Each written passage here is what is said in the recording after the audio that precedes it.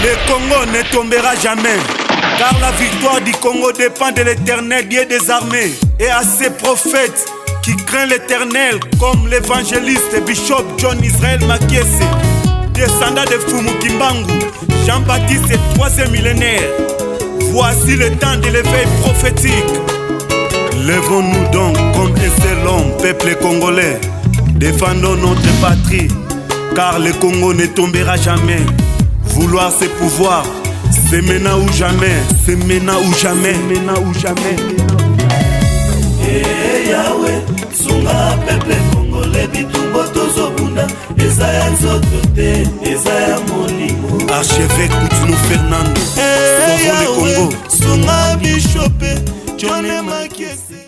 Quoi monde na pesi bino ba mote na bino la maman qui change la figure du monde bino bokutu na raye ngaye yo na ye mokonzi ya masolo balobi soki osabona na le Congo ne tombera jamais au kozala décité. Donc au cliquer kakawana au komona la femme qui change la figure du monde mokonzi masolo ngaye na ye toza awa na réunion ya le Congo ne tombera jamais na zanga morote bomona ba invité na biso baza ebele vraiment to bandi nanu na papa Jano ye moko mokonzi na bango abe papa social. Bonjour papa Jano.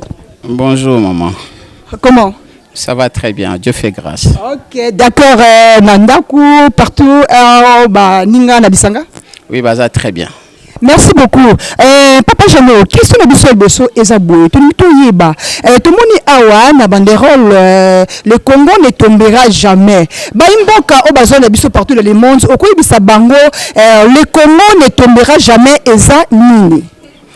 Bon, le Congo ne tombera jamais. Ndenge bozo monango na bilili, ndenge bozo monango na banderole na biso. Ezali parti politique te. Eza pe mouvement mon côté. Mais le Congo ne tombera jamais. Eza éveil prophétique.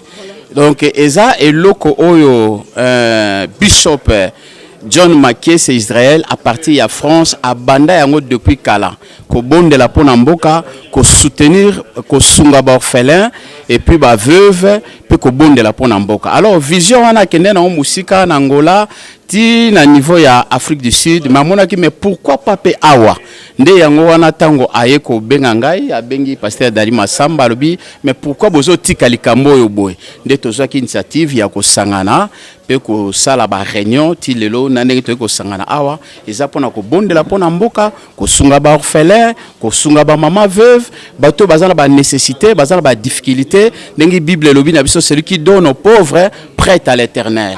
C'est ça. Vraiment, merci beaucoup, Papa Jano. Azamoko, il y a des représentants, il y a le Congo ne tombera jamais. Papa Jano, tout le baquet, le Congo ne tombera jamais. Ezakara Awa, na Kinshasa, Eza partout. Oui, Eza Wakate, Ezali en Afrique du Sud, Eza na Cape Town, Eza na Djobour, Eza na Pretoria, Eza na Angola, Eza na Bamba place Belé. Merci beaucoup, Papa Jano. Merci aussi, Nayemoko, papa de papa, ministre de Défense, Nakata gouvernement ya Lola, Papa John, Israël Makiese Bambote Nayo. Merci beaucoup, Tony Kozwa, Papa Moussoupo, et ça l'a vraiment bien. Wana président des présidents Motona Nzambe. Wana Yemoko à Koti, à Likambongo. Bonjour, président. Bonjour, maman. Bonne santé. Non, santé, ça bien Angola Nzambe. Vraiment, bonne groupe, le Congo ne tombera jamais. En tout cas, ceux qui n'ont pas loba, ma solo ya lelo yangoyo. Ok. Ma solo ya Congo pour l'instant yangoyo. Bolingo ya mboka, souci ya mboka. Ne tindi Bishop John Israël Makiese.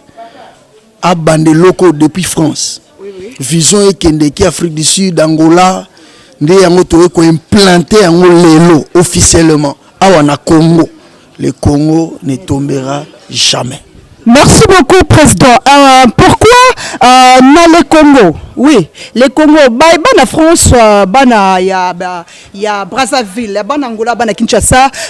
Pourquoi le Congo? Mais le Congo, il y a le Congo. Vous comprenez pas, président? Expliquez-moi sur nous un peu flou. Non, ils ont flouté. Le problème, c'est qu'ils ont moko. Représentant le fondateur ya musala oyo souci ezalaki azonga na ba origine Congo. Azonga pena na ba origine parce que na kati ya royaume Congo tozomona Angola, tozomona Congo Brazza, tozomona Congo Kinshasa, nde yango na esprit wana achakika. Mais na kati ya ka tozomona Congo avec C. Ya République démocratique. Voilà. Congo na teka na wana Congo bakoko. Voilà.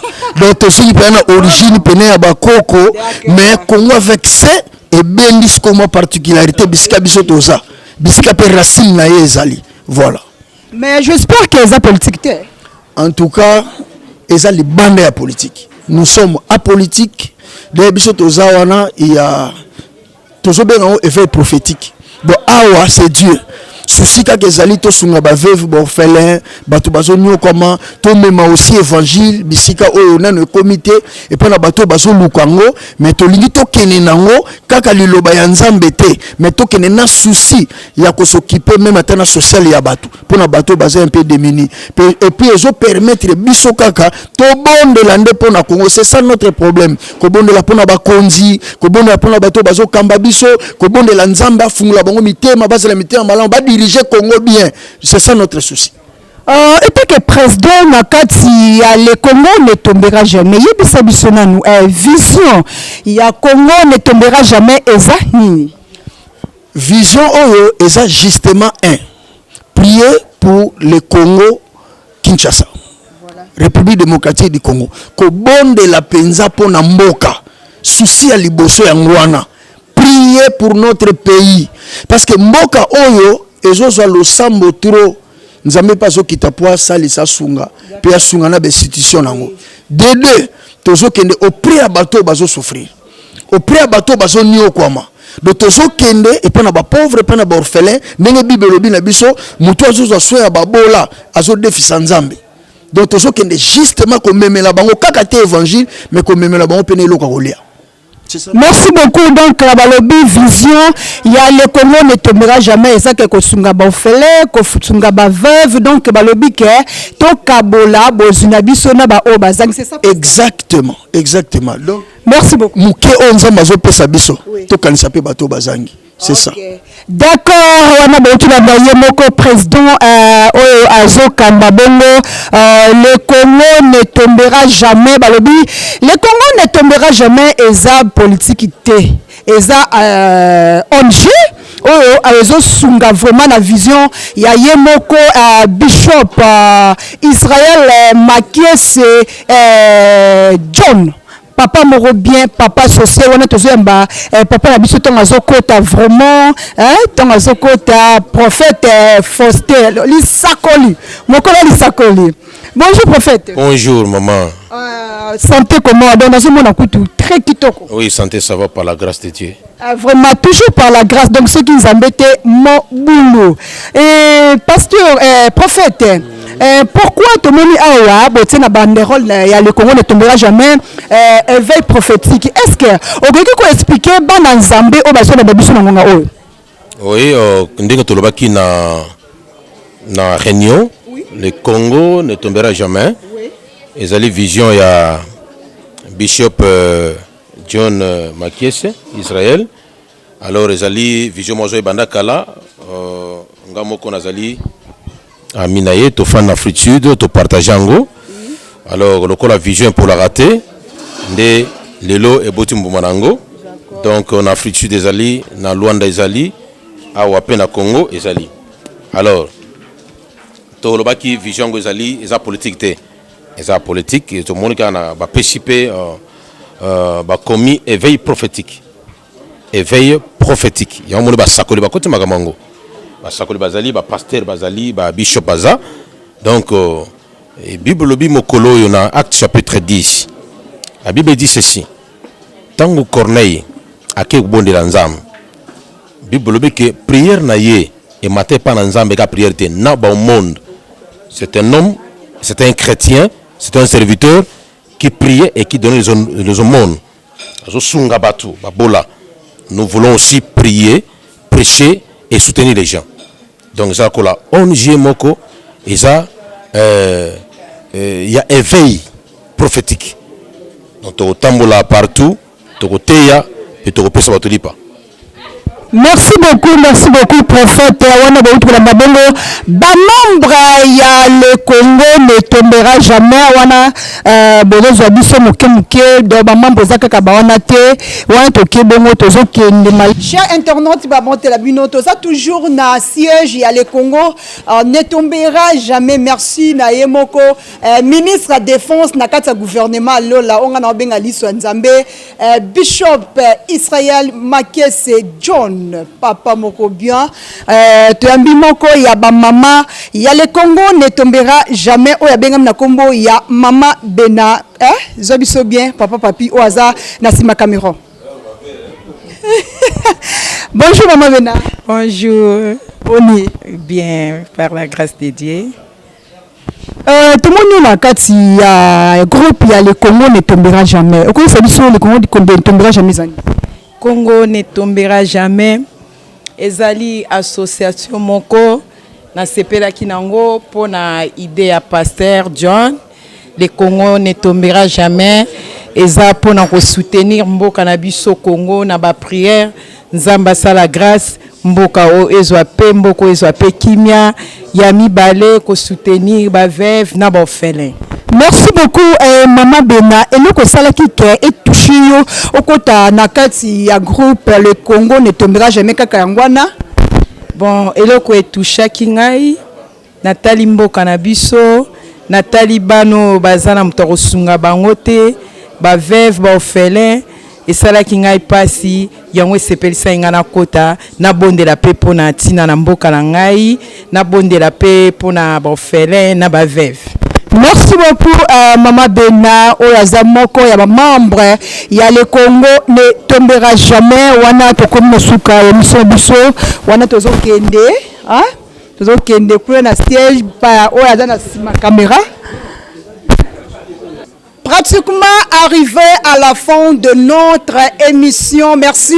Na confiance pour fidélité au Européen Sabiso. Na le Congo ne tombera jamais TV Balobi. Tous s'abonner massivement na le Congo ne tombera jamais au cause de la décité. Ba news ya bien. Ma information est kitoko. Ma kambunyoso ya ONG ya le Congo ne tombera jamais d'information sur Ozango kaka awa na chaîne ya le Congo ne tombera jamais TV. Na pesi merci na ba membre tout. Il y a ONG, il y a le Congo ne tombera jamais. Et encore merci. Na yemoko oyaza na sima caméra le seul caméraman oyo a filmera film à Jésus eza yewana Papi Sembo babiso ya simbi caméra donc sans faute. Et encore merci na yemoko héritier Chamba yende makambo. Et encore merci na yemoko mon cordeau que j'aime beaucoup yemoko Jires yemoko na papa social pourquoi pas la ça merci yemoko papa de papa babi o simbi comédie en akata République démocratique Congo papa John Tchakala et na pesi merci et encore na yemoko kuna papa Jano papa revient et encore na papa Dali. Pourquoi pas la pesi moko numéro 1 il y a le Congo ne tombera jamais on a benga papa social.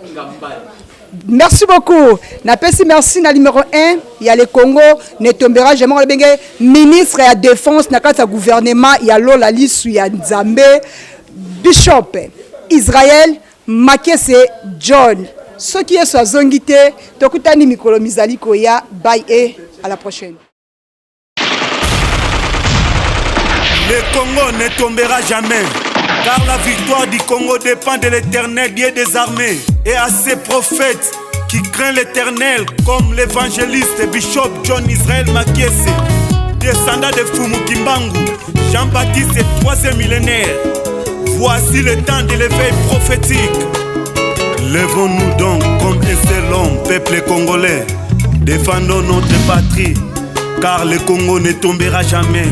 Vouloir c'est pouvoir, c'est maintenant ou jamais, c'est maintenant ou jamais, maintenant ou jamais. Yahweh, sunga peuple congolais, bitumbo tozobunda, ezaya nzoto te, ezaya molimo. Archevêque Koutinou Fernando, Yahweh, sunga Bishop John Makese.